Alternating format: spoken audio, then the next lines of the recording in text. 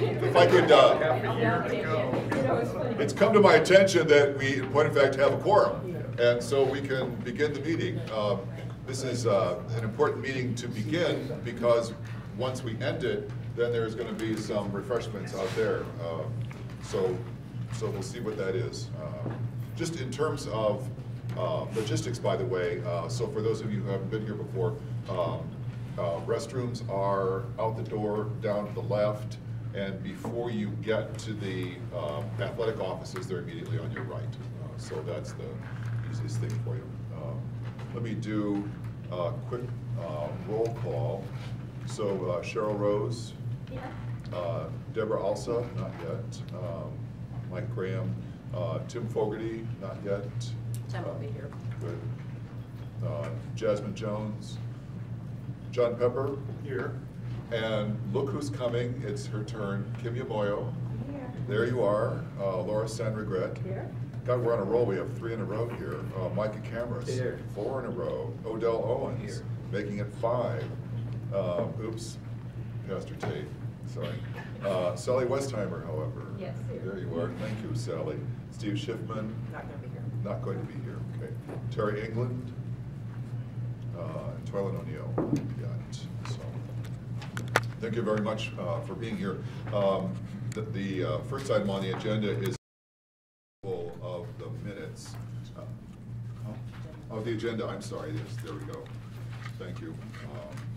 And the Odell Owens was thinking that there must be a little Houdini in Stephanie Bird for being able to conjure an hour-long meeting. So we'll see how that goes. However, what I'd like to propose for the board for its consideration is that we have an executive session. Here comes Toylan. Thank you very much, Toylan.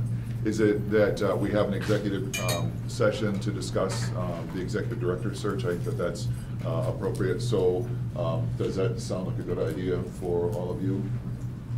Good, good, good. Okay, so we'll add an executive session at 7:30.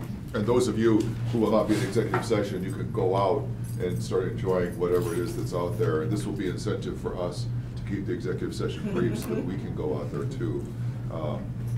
So with that revision, may I have a motion, please, to approve the minutes? So moved. Thank you very much. John, in a second. Second. Thank you, Odell. So all those in favor, please? Aye. Those opposed or abstaining? Let the record show that upon motion made by John Pepper, seconded by Odell Owens, the minutes were unanimously, I'm sorry, the agenda was unanimously approved, which brings us to the review and approval of the minutes. Those were included in your packet.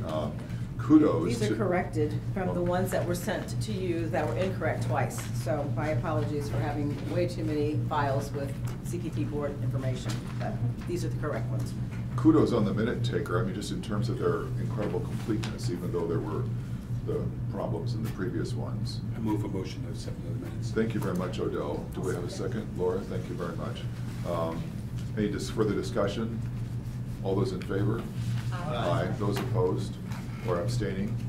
So let the minutes show that upon a motion made by Odell Owens and seconded by Laura Sanregret, the minutes themselves were unanimously approved. This brings us to the point in our meeting where we invite the public to make any comments that they would like to make. Typically, we ask you to fill out something in advance. This is a little bit impromptu, I suppose. I don't know if we had that process in place here, did we? No, we did not. So it's unfair to hold you to a standard that we did not facilitate. So if members of the public would like to make any comments. Sure. Would you like to do that? Oh, why don't you, if you came up to the podium, that would probably be good because then he can capture you. Yeah. How's that? Thanks, Vanessa. Yeah. Our practice is to have the public comments could be confined to 2 minutes. So, Mary, looks like you're on it. Thank you very much. Just wave me at 30 seconds if you don't mind. Okay. So I'm Vanessa Freitag. I'm the president and CEO of 4C for Children. I came because I wanted to just draw your attention to a report that just came out from Child Care Aware of America. This is an update. It's Parents and the High Cost of Child Care. There is a state of Ohio fact sheet that's in it that I think you'll find helpful. And in particular, I kind of did the math. Some of you, I think, saw some February data that I do think was presented by our team, the Preschool Promise team back then. But if you do the math on it, they focused a lot more this time on what this cost of childcare means to families, and in particular, low-income families. And if I did my math right, when they looked at the median salary of a single parent with a child, which I think most of us know that in our community, in terms of poverty, that is the most common household that we have. When you do the math on that, what that shows is a child who is in preschool, if they're an accredited one, which is what I know we're focusing on, that's 41% of their income. It's huge. So I just brought that data to you to just first encourage you to make sure that perhaps this report can be distributed to the committee, but also to just encourage you to not only continue on this path, but I think the sense of urgency has never been greater when we really look at all of these facts together. That's it. Thank you very much, Vanessa. You're welcome. We'll look forward to reading the report. Would anyone else like to make a comment? Please.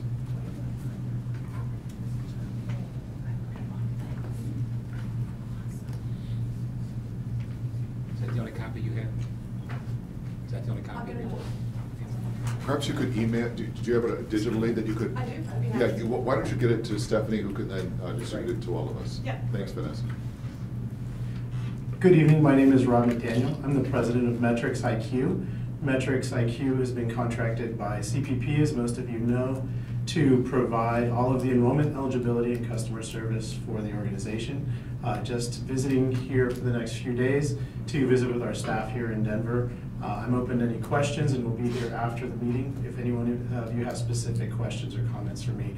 Thank you all for selecting us. It's a great privilege to do this work for CPP, and we're very happy to be working with you all this year and going forward. Thank you. Thank you. It's good to put a face and a name together. Others? Thank you very much. Let's turn to the mission moment. I understand that Stephanie, she's promised something special. Yes, I think it's very special. And we have Gary Davis, who is the director of Water Lily Learning Center. Gary's program is in Over the Rhine, right off of Liberty. And she's going to tell her story, how she came to be the director of Water Lily, and a little bit about the program and their involvement in the Preschool Promise. As you can see, they're a 4-star rated program, and are an important part of our mix of providers. So I will. All right. Well, you told me I had 10 minutes, so I might go over by just a couple. Good evening, everybody. First of all, I want to thank you, Ms. Stephanie Bird, for inviting me to speak with you this evening. I also wanted to thank Vanessa White. She's not here. She's came down to our center a couple of times. She's actually read books to our children. And Mary Ty for writing that excellent article in your blog about Water Lily Learning Center. So a little bit about me. My name is Gary Davis, and I am the owner and administrator of Water Lily Learning Center. I'm the proud mother of 2 children, Dakari, who's my assistant director, and my son Elijah, who is a sophomore at Wright State University. I also have a 5-year-old granddaughter. She's just a little genius. I've only been in the field of early childhood education for 5 years. I entered into the field in a non-traditional way. My background is in financial management and business management. And so I worked in corporate America for many years, and after hitting my head on the glass ceiling so many times, I was eventually let go from my position. And a lot of people think that that's a terrible thing, but I was actually excited and happy and actually relieved to be able to leave that job, because the truth is I hated it. I hated to go to work every day, and I didn't even like the people that I worked for. So this actually gave me some time to sit back and decide what I wanted to do with the rest of my life. And I decided to pursue my dreams as an entrepreneur and open my own child care center. So the first thing I had to do was pick a name for my business, and I chose Water Lily. Water lily is a flower that grows in still waters underneath the soil. They symbolize energy, peace, and purity, and I wanted to establish that as a foundation for my child care center. because it doesn't matter where a child is born or where they come from. If we give them everything that they need in life, they can flourish to grow to be awesome adults. I went ahead and created my mission, my vision, the website, and then I created my logo. Our logo is 3 colors. The yellow represents optimism and intellect. We have blue for peace and tranquility, and the green symbolizes well-being and safety. I have a copy of it. Can you pass those papers out to Kari? They're in mine. Okay. With the teacher and the parent working together, surrounding the child with love and support for a solid foundation for learning. So once I had the basics covered, I found a location in Price Hill and we opened the center. We had a lot of problems there. We had poor ventilations, the windows didn't open, the playground was terrible and needed repair. And we were actually located at the end of a dead-end street surrounded by a bunch of vacant buildings and a garage across the street. So we didn't have any foot traffic coming by. But we had 3 major issues. The first issue, we had low enrollment. Around the corner from the center that we were at, there was a very well-established child care center. They had a really long waiting list and they had a really good reputation and we could not compete with them. The second problem was high turnover. In the first 18 months of doing business, I had over 40 employees. Some of them came and left, some of them came in the morning and left at lunch and never came back. So I struggled with high turnover. And then one day it started to rain outside really hard. And then it started to rain inside of the building. And the rain poured inside, it was brown water, and it smelled really bad. And all we could do at that moment was to remove the children from the classroom so that they wouldn't get wet. I tried to work it out with the landlords to fix the roof, but they didn't want to. So I knew that I had to move, and I started my quest to find a location. And one day I was driving down the street, down Liberty Street, and saw that the old Memorial Center was for lease. And I used to go to school there, my cousin and I, and my grandmother was a teacher upstairs, so I was really excited, called the landlord, we did a tour, and when he told me how much the rent was, I almost fainted, because I knew that I couldn't afford that. So I walked away. About a month later, he called me and we were able to work out a deal so that I could move into the facility. We moved in, and 1 week later, after we moved in, we weren't even unpacked, we received our first licensing visit for Step Up to Quality. And we weren't ready. But luckily, she was about to go on vacation. She was really happy and nice, and she told us she would come back in a week, which she did. We unpacked, we got the center ready, and we were ready to go. The new building had 10 classrooms. It has 2 playgrounds. It had a kitchen, didn't have to share that with anybody, and our windows actually opened. And so we were so excited to move into that space. When she came back, everything was unpacked. Like I said, we were ready. And in April of 2015, we received our first 2-star rating from the state of Ohio. So everybody was really, really excited about that, and we proceeded on. Of course, we had the issues with enrollment from time to time, high turnover at some point, but we pressed on. And earlier this year, we were required to apply for a higher star rating. So as I prepared the center and my staff for the application process and the licensing visit, for some reason it was really difficult to get everyone on the same page. So I waited to the very last day, at the last possible moment, to submit my application. 2 weeks later, I lost half of my staff. They quit or they got fired.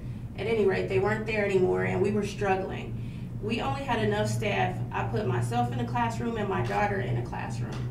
We only had enough staff. If somebody called off, we couldn't even take lunch. We just had pizza, a lot of pizza, you know, for a while until we could make it through.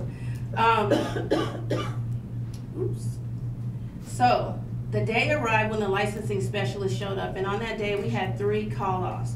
But lucky for us, we had low ratios that day. She proceeded with the licensing visit. It was a very long and very, very stressful day. I think I cried about 3 times that day because I didn't think we were gonna make it. I didn't think we would be able to get our stars. So when the visit was over, I knew immediately I had to make some changes. So I set out to change the culture of Water Lily. I did a complete 360 on anything that was related to my employees and had to change my mindset on the way that I viewed the culture of my business. We now focus on something called Water Lily Strong. Sometimes you'll walk through and you'll see people in the building do something like this. It's kind of a signal. The S stands for structure. So from the top of our organization all the way down to our janitor, we have to have some type of structure that we follow. The R is for responsibility and respect. The O is for optimism. A lot of times in child care, you get kind of caught up in the day-to-day things, and you know, we work with a lot of women and they start to nag a lot. So we want to focus on being optimistic every single day. The N is for nurturing, because that's why we come to work every day, just to nurture our little ones. And G is for gratitude. We need to be thankful for the little things that occur in our everyday lives. Our teachers now have vacation time, they have paid time off, they have paid training, 5 hours of planning time every week. They have access to computers in their classrooms. They are able to shop at Crayons to Computers. We have two team outings per year, an annual holiday party. I provide them with an annual bonus, and now we have a 401k plan. I know the turnover will happen for some reason that's beyond my control, but at any rate, since implementing Water Lily Strong, and some of the benefits, I've seen a decrease in the turnover. I now have 18 teachers. 10 of my teachers are credentialed with an associate's degree, a CDA, or they are level 3 in Okra. And I have 4 employees that have been with us for over 1 year. In May of this year, we received our 4th star, and we celebrated all week, from that Monday all the way to Saturday. One of the things that I've learned is that I cannot do this alone. I wish I could morph myself into 10 people, because there's so many things that need to be accomplished on a daily basis. But in order to be successful, I knew that I need to develop some important partnerships. So we partnered with Hamilton County Community Action Agency, Early Head Start. This partnership provides us with low ratios for our infant and toddlers. It provides community resources for families, and we provide diapers and wipes for our little ones. We provide coaching and access to a free CDA for our teachers. This partnership has also helped us to remodel our infant and toddler rooms and provide them with a great environment for learning. We've also partnered with the library, Crayons to Computers, We Thrive, and 4C for Children to provide resources for our center. And we've partnered with Cincinnati Preschool Promise. Since partnering with Preschool Promise, we've been able to purchase additional resources for our classrooms. We've hired an additional teacher for each classroom, each of our preschool classrooms. That allows us to have lower ratios. We've been able to extend our curriculum now to include Spanish and soccer. Last year we had 12 preschoolers. This year we have 25 preschoolers, and 21 are benefiting directly from Preschool Promise. This partnership has allowed us to retain a child whose mom left him when he was very young. And by the time his dad had gained custody of him, he had missed some critical times when infants need bonding and attachment with their parents. And eventually the woman that he came to know as his mom, she died in the middle of the night, and her body was removed from the home, and he did not learn about it for 3 weeks. So, needless to say, he has some very challenging behaviors. But with the funding we received from Cincinnati Preschool Promise and the extra teacher that we're able to provide in the classroom, this allows an extra person that can spend time with him when he needs a little bit more attention than some of the other children in the classroom, and she's able to address his needs. We've been able to enroll a little girl whose mother told me that she could not qualify for vouchers, and her daughter had never been to school, and she wanted to make sure she was ready for kindergarten. So we enrolled her, and she's doing very well in her language and literacy and math and socialization. And just last week, we were able to enroll a foster child who lives on the west side of town and does not have transportation to get to our school. So we have a bus, and starting on Monday, we will be transporting him to Water Lily 5 days a week. The lessons that I've learned and the people that I have met and the partnerships that have been formed have helped to contribute to the growth and success of Water Lily. So I'm very excited, and I'm looking forward to what awaits us in 2018. Does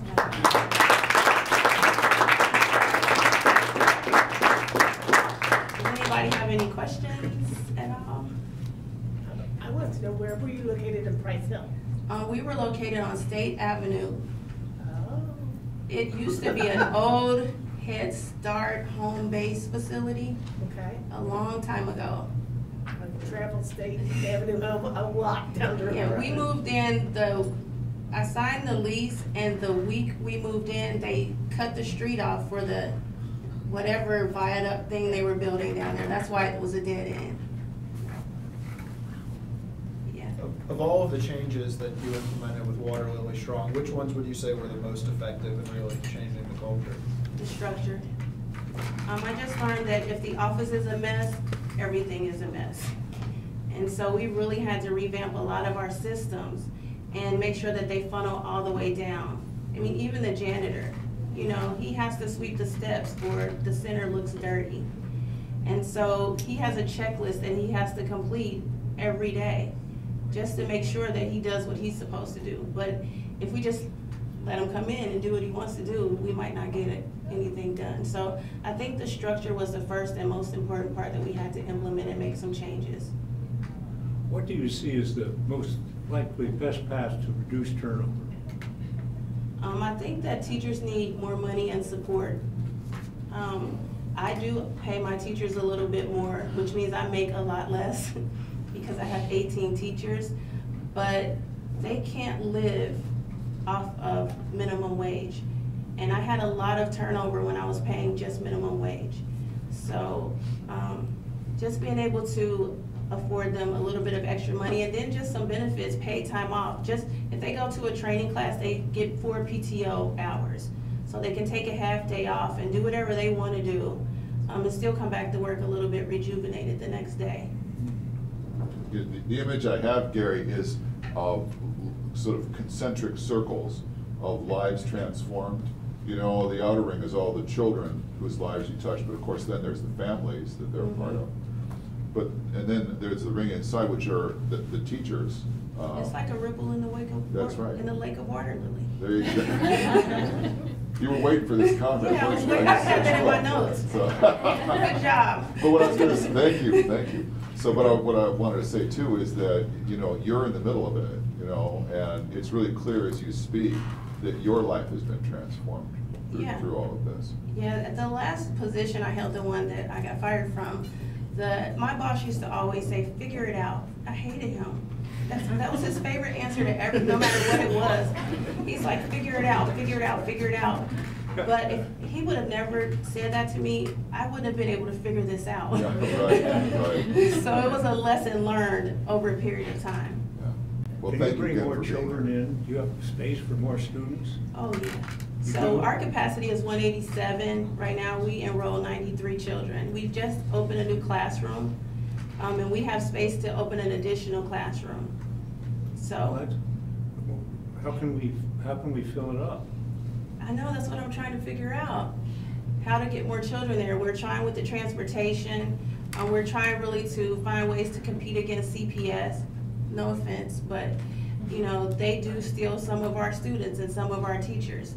So we're trying to implement things like the Spanish curriculum and the soccer and things like that, and the lower ratios, and you know, so the children have more attention.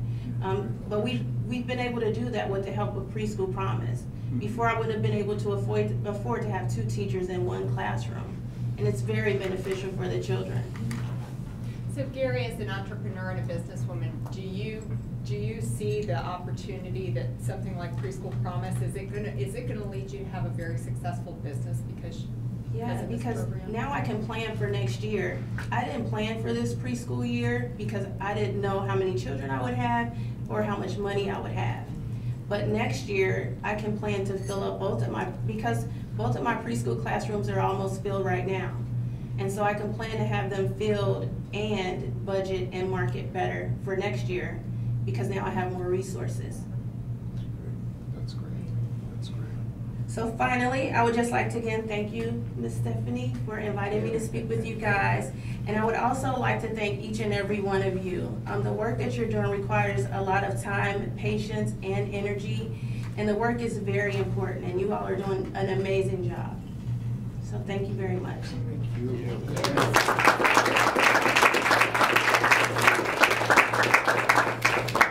The best part of these mission moments to me is that we're reminded again of why it is we're doing this, you know, with this focus on the providers and the children and so on. So Gary, thank you once again for coming and bringing your very, very good news. We'll segue into a series of reports. Then Debbie, welcome. Good to have you here. So the Governance Committee has met twice, if I remembered rightly, and I'll let you tell everybody about how it is you're doing things. Okay, our last meeting was on December 5th with a very full agenda, and we had perfect attendance. We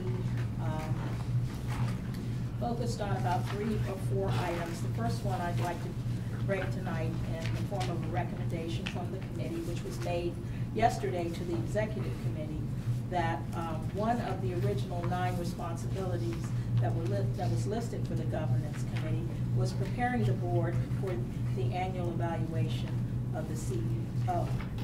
And we are recommending that that be assumed by the CPP executive committee, because upon consideration, we felt that that particular task was better placed, and some of the executive committee members yesterday felt that that also would be a better fit than the governance committee. And as part of that conversation and direction yesterday, which I believe the committee accepted this responsibility.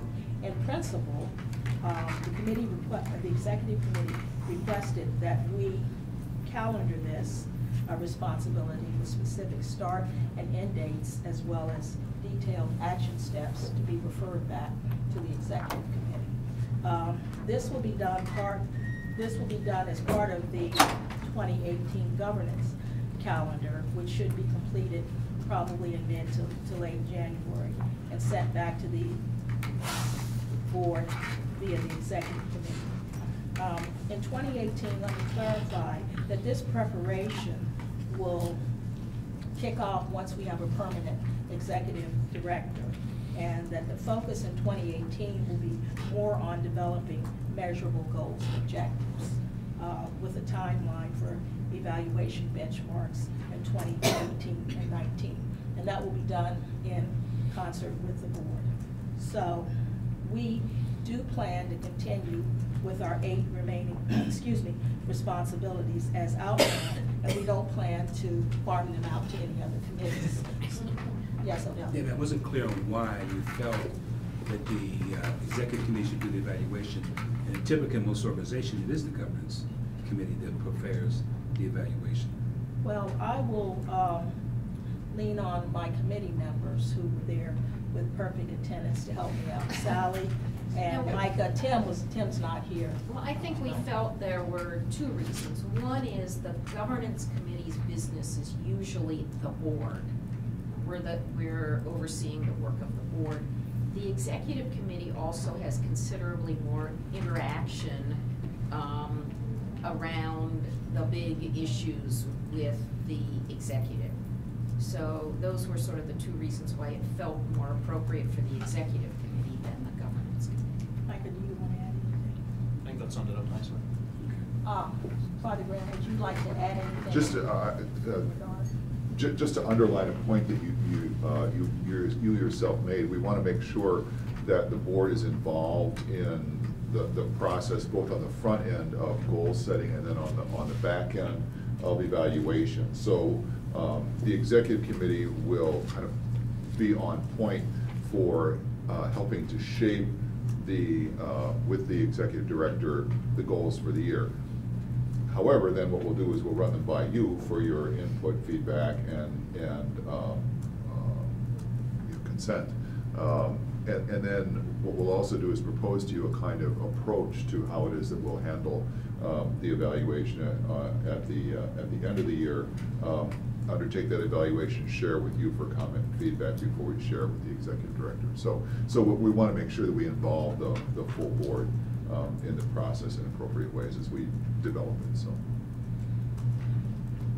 the next exciting thing that we took on at the meeting was the status of annual disclosure forms. So we have had much success in this particular task. We have right now, we are a board of 15, but we have 14 board members who are active in participation according to the standards outlined in the governance principles. One board slot will be refilled through the nomination process from CPS as the nominating organization. So we have one member, and that conversation has started with the CPS leadership.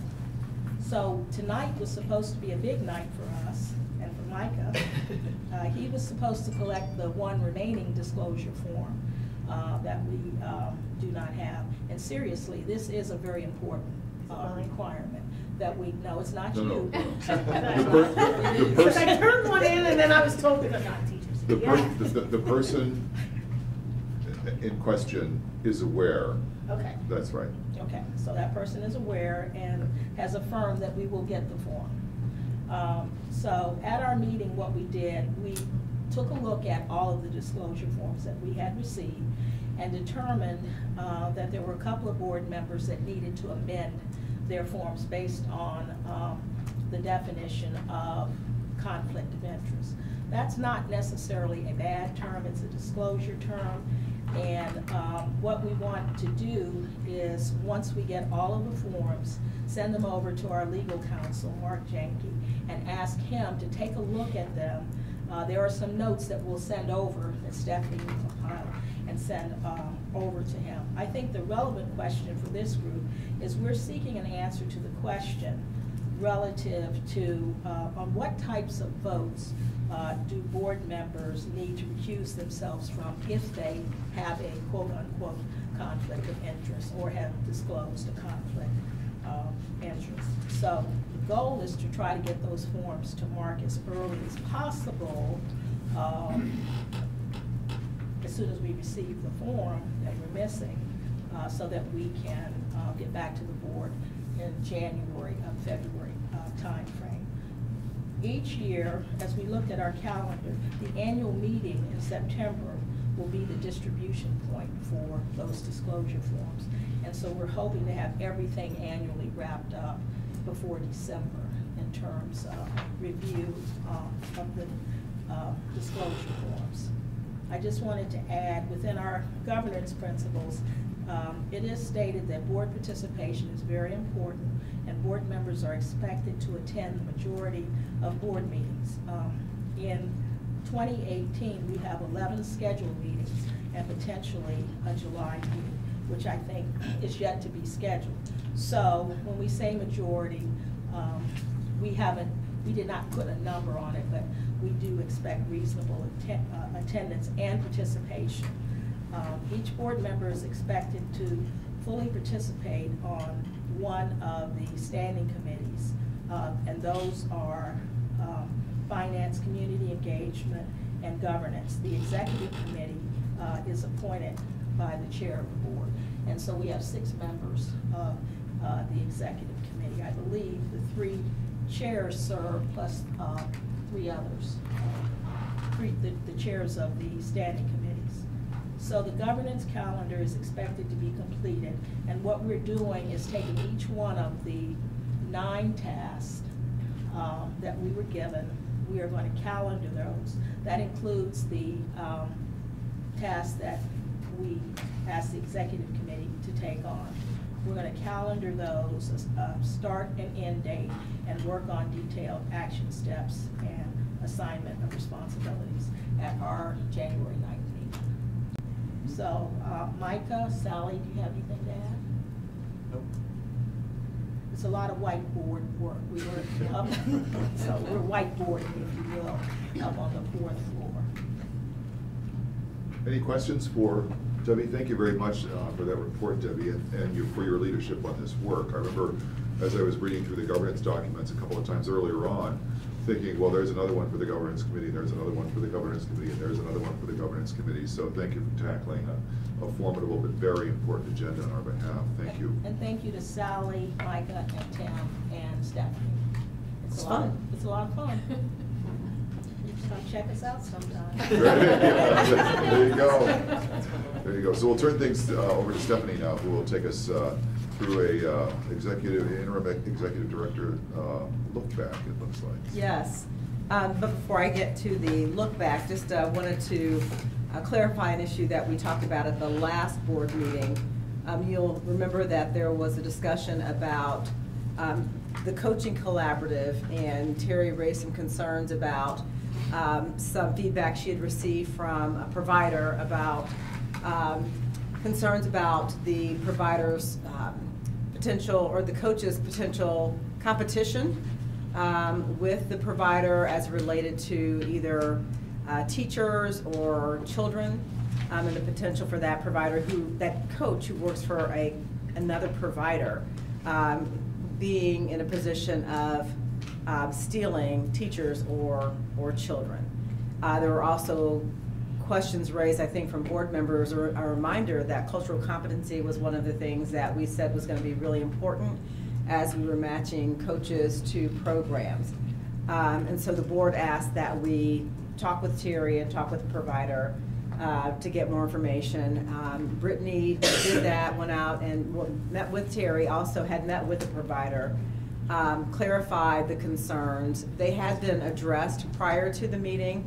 Terry wasn't necessarily aware that they had been addressed, and so did find out that the coach in question was not a 4C coach. It was one of our business coach who does work for a child care provider. But in having a conversation between that business coach and the provider who she was assisting, it became really clear that coach's employer is very clear about what they can and can't do when they're acting in a coaching capacity. And so they established a trust that made the provider comfortable that having a coach from an otherwise competitive program was not going to put her teachers or children in jeopardy. And so they resolved the issue just through communication and demonstration, and also confirmation from the program where the coach works that it is not their intent to steal teachers or children. So I think that puts to rest that issue, thankfully. And I would just ask that when you hear things like that, as you will, because you all are out in the community, that you let us know so that we can get on top of them immediately, because we were able to resolve that one fairly quickly. Yes. Okay, now, you have coaches from other child care centers, and you have some from 4C. Why don't you get them all from 4C so they're totally independent? I mean, there's got to be some subjectivity when your competition is going to coach or evaluate you. I'm uncomfortable with that. Mm-hmm. So why don't we get them from an independent? That's what 4C is, service they provide. Why don't we use them totally? I think those who were participants in the quality improvement RFQ process may be able to speak to that. But I know one of the things that we addressed early on was the program's request for choice in coaches, and wanting to make sure that we had a diverse pool of coaches for programs to choose from. And so we sent out the RFQ to a number of different potential coaching partners, including 4C, because that is the work that they are known for. Community Action Agency also does that for programs who are in Head Start, as well as Santa Maria Community Services does coaching for family child care, and they're limited in who they coach, specifically to family child care. Cincinnati Early Learning Centers has partnered with United Way to do business practice coaching for several years, and so they have become pretty expert in working with programs on a day-to-day basis, really as a mentor to the director on how to improve their business practices. In the contract, is there a no poaching? That's a good question. I don't think we have a no-compete clause in there, and we certainly could add that. Well, I want to kind of say a few things. Kimya and I were on that initial group. I agree with you.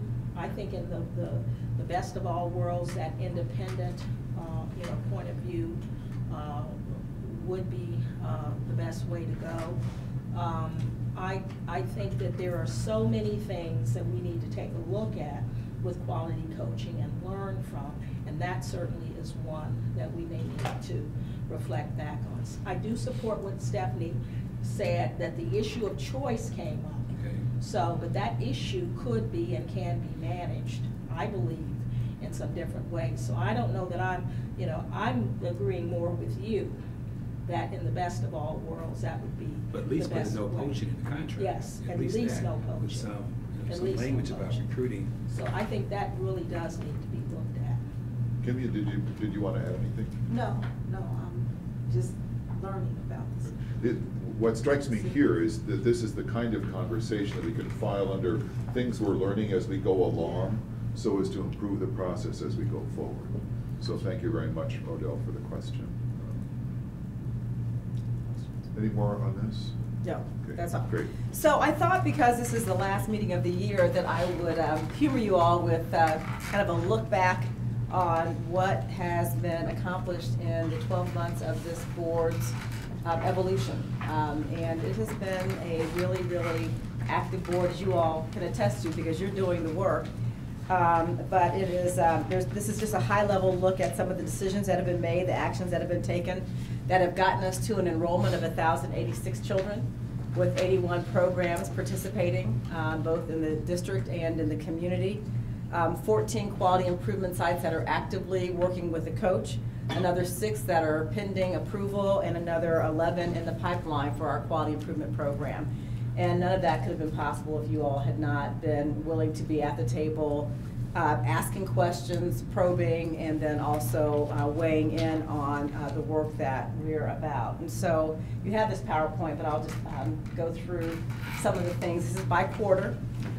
So in the first quarter, we spent the first month of the year getting the board members and officers appointed. United Way had that responsibility.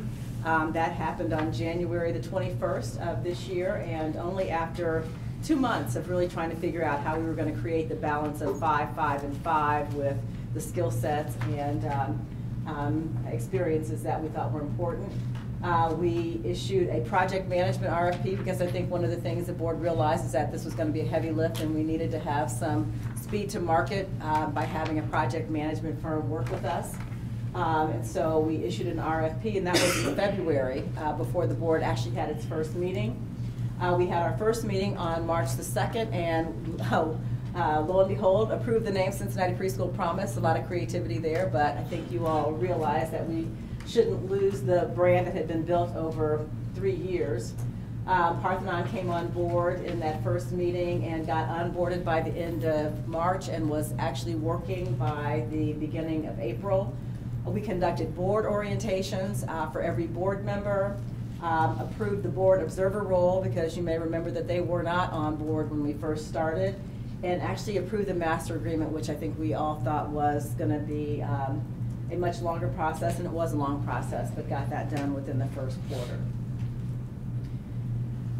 Second quarter, again, a lot of work took place, beginning to form the committee structure, with the finance work group, now known as the Finance and Audit Committee, being appointed.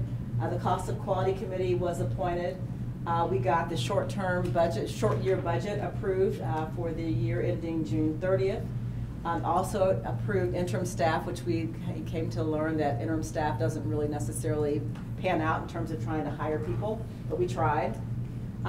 We held the board retreat. I think it was as much trying to get the board to understand who each other is and build some relationships, as well as think through some critical issues as to who we wanted to be. Also got an ecosystem kind of report from Vanessa and from Eric Rademacher. That was the first time you probably saw the maps and the quality deserts displayed.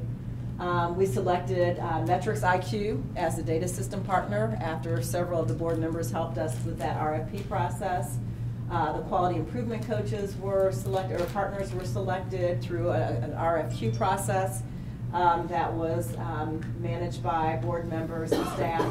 We had sunshine law training. I really don't have to read this, but it's kind of fun just seeing how much was done. It explains why we're so tired. Yeah, yeah. And we were all a lot younger, actually. Where's the inquiry you need them to hear? Exactly, exactly. And this is just a high level. I've got a more detailed plan of all the other outcomes that we've had over the years. We'll get into that when we do a 6-month year in review later on this, or in January. We got the fiscal year 1 budget approved, and that, as you'll recall, took a lot of time. We had special meetings, 2 special meetings to get that done, and ended up landing on a budget that had an exception for special ed. Did not want to approve the special ed budget when the rest of the budget was approved because of all the questions that existed, and I think still exist for that. And then Centennial Partners was selected to lead the search process. Third quarter, we began to hire staff. A lot of that was the end of July. We finally approved the vision and mission, which I would argue we probably should revisit because someone reminded us that we don't have the word preschool in our vision or mission, which is a little bit of a concern. It's very lofty, and we might want to get something that's a little more practical. We began the provider and family enrollment because we had the enrollment system built with metrics.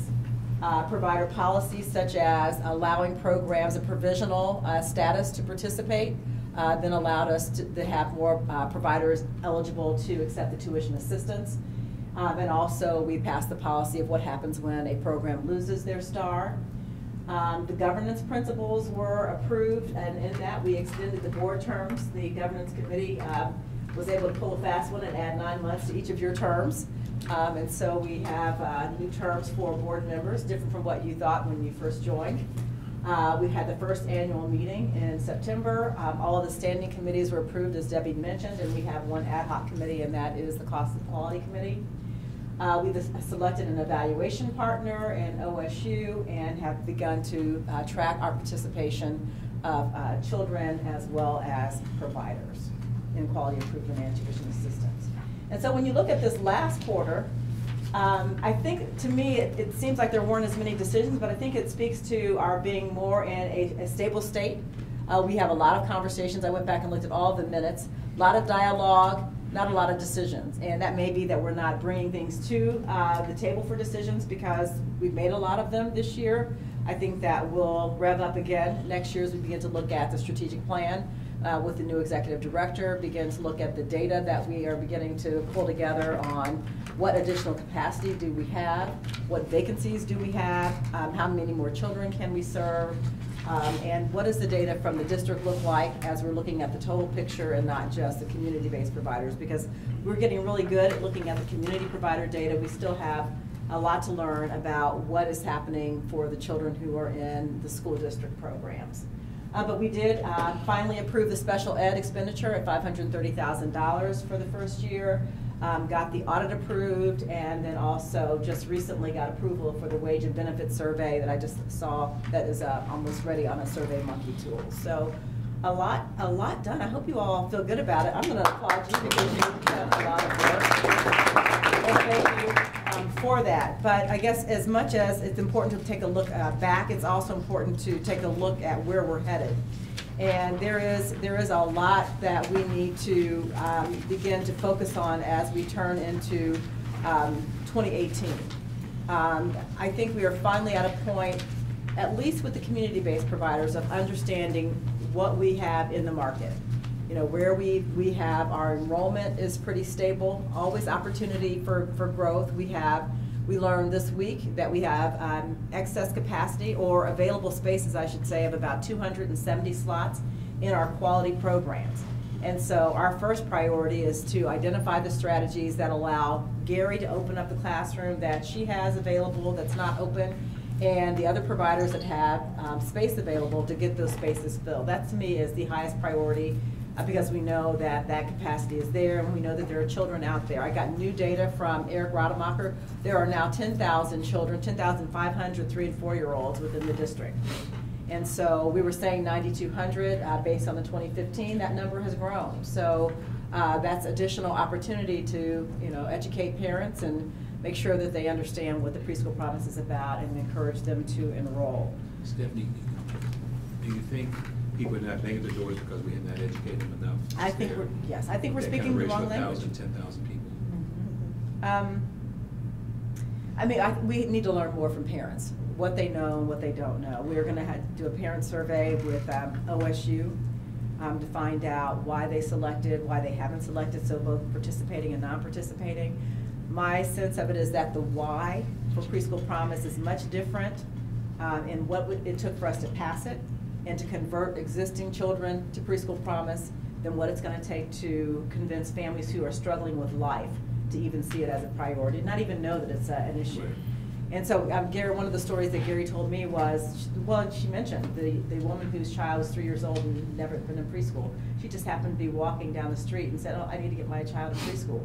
How many more are like that, who we just have not reached, have not been in the right place with the right message to convince them that it's the right thing for their children? So I think that'll be the big nut to crack with our community engagement and outreach work. If I could jump in here, this would be an appropriate time to speak a bit about the Promise Team workers that we began talking about at the last board meeting. You recall that there was great enthusiasm for putting folks out there because it's precisely through those people making connections that we can get parents and their children engaged.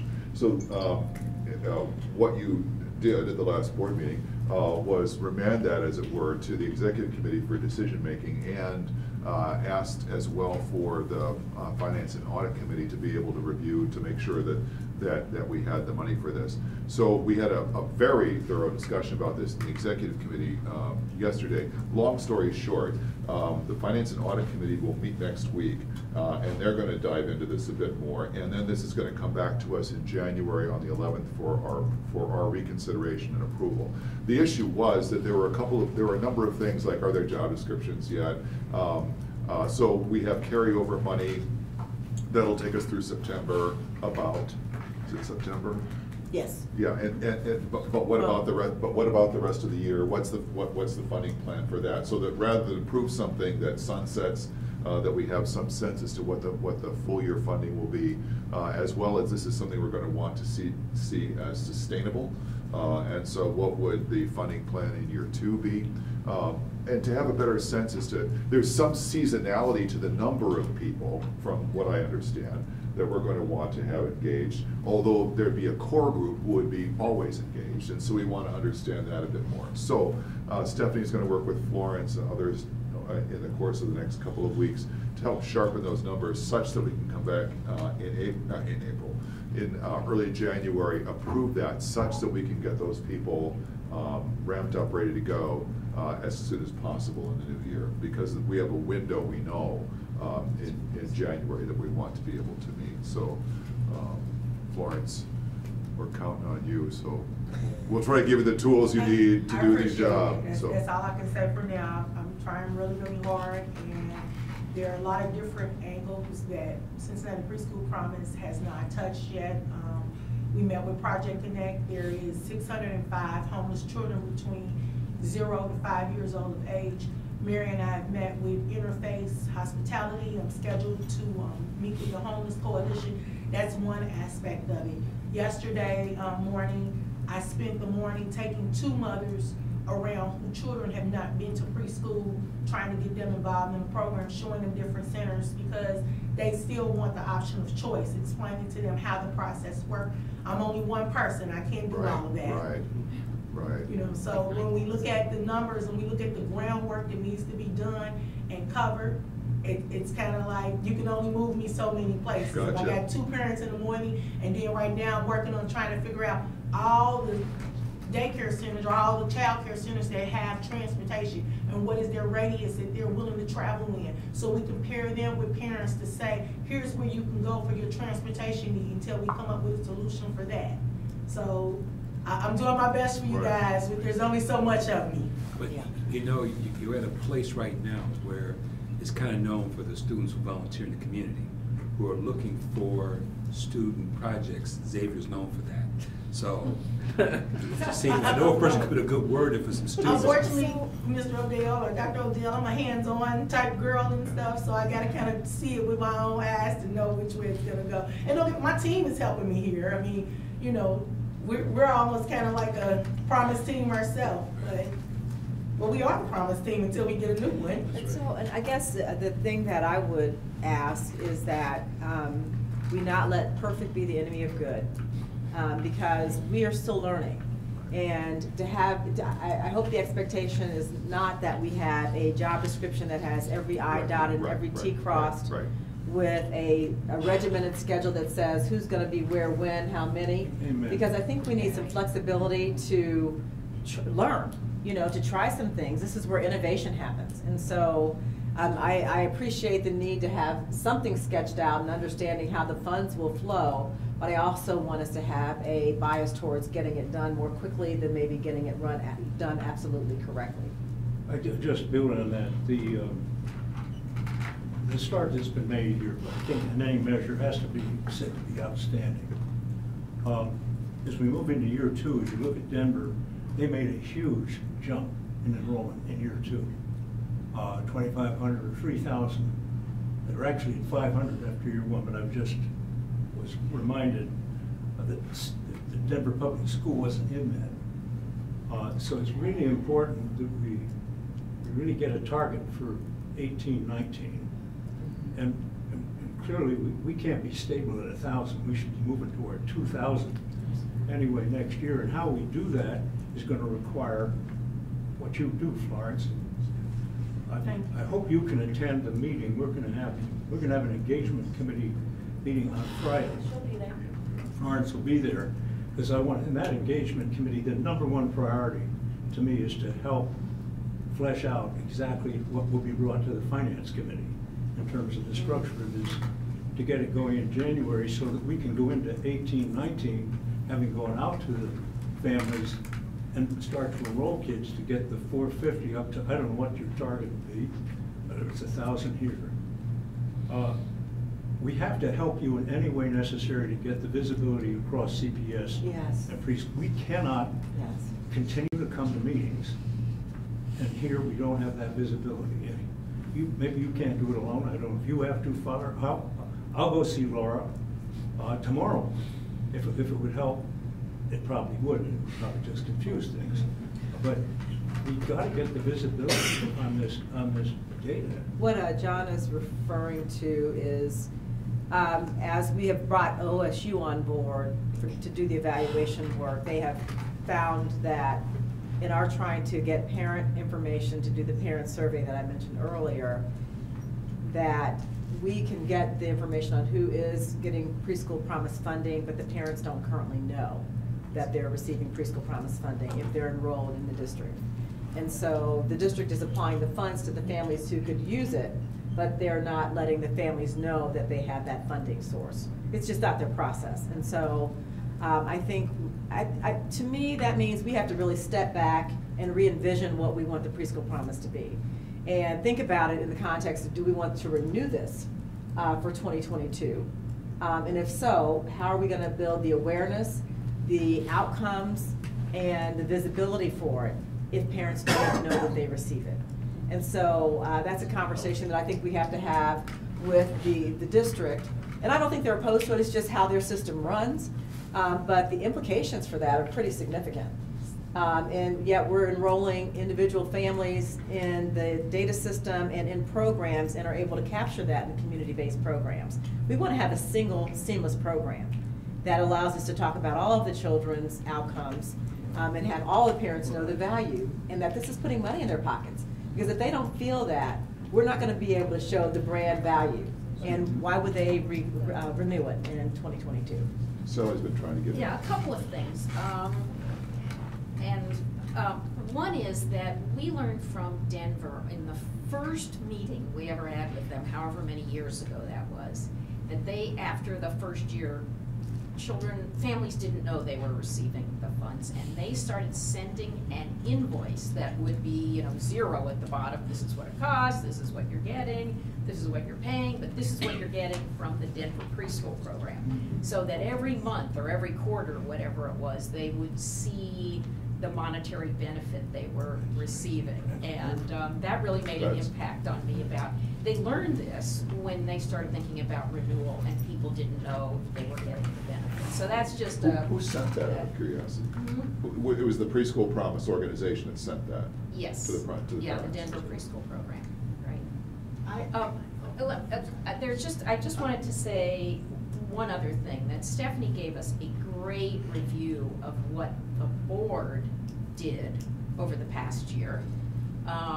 But I think that we must say every time that we are serving 1,100 children, there are 81 sites. 81 sites that are a part of this, and there are 14 not qualified programs that are now getting help because of the Preschool Promise. So when we say that we are not at what we dreamed of, we must take a moment and look at what's been accomplished in terms of the overall. So, you know, approving contracts and things, yeah, but what really counts is there are a lot of children, a lot of families, a lot of early childhood programs that are benefiting significantly based on the work of this past year. And we need to say it and celebrate it while working to reach even higher. Thank you. Yes, Laura? I was just gonna say, I talked to Jessica from the Crane Group the other day. She called me. Say that who? Jessica from the. Oh, yes, from OSU. And so, and we just went through some logistics about that I'm not sure that she was explaining and very well to the people she was meeting with. So I think we have some things that we're gonna easily get for her. Good. So I just wanted you to know that I did reach out. But I think that some of the stuff, it'll take me meeting with Laura and other people just to say, hey, this is how we have to do it to get the levy renewed. Yeah. And some people, it's not obtrusive kind of data. And so I think that we're gonna get a lot of the data that she needs. Good. But I just. And I think the data is one thing, it is the awareness Right. that we want to make sure Completely agree. the families have. Completely agree. Now, of the 1,100, how many are first timers? Do we know that, Chad? Can you answer that, Emily? We're looking at that now. Working on this right now, sort of to piggyback off the other conversation, we started calling through all of the families to let them know the amount of tuition assistance paid on their behalf thus far. They'll get a letter in January with the same information. And we're using that phone call to start to ask if you've ever been enrolled in preschool before and how long you've been with the program. So I hope to have that soon. You know, 3-year-olds, that's their first year in the program. So we got that data, that's. Well, if they were in the child care program. Oh, before, okay, if so they you're. were in our Some other Okay. child care program, right? Okay. That's one of the questions the inquiry wanted to know. I have a follow-up question about the evaluation contract. Has the voice of your customer part of that contract? Yes. Finally, yes. Yeah, she finally got that taken care of. Yeah. I'd like to thank you for that update and the conversation around it. And for those of you who weren't here when we approved the agenda with the modification of the addition of an executive session to discuss the executive director search. And so I'd like to entertain a motion, please, to. Do you want to ask for observer comments first? Oh, I'm sorry. don't have any. We don't have We don't them, have so, any. yeah. Oh, that's right, yeah. Right, they're here, so. So moved. Right. Second. Thank you very much. No, this is recall a roll call vote, so Laura Sandra, Yes. Twyla O'Neill, Yes. Kimmy Moyle, Sally Westheimer, Odell Yes. Owens, Mike Graham. Yes. Thank you. John Pepper, Micah Cameron. Yes. And Cheryl? Yes. There we go. All right, so let's go into executive session for the purpose of discussing the executive director search.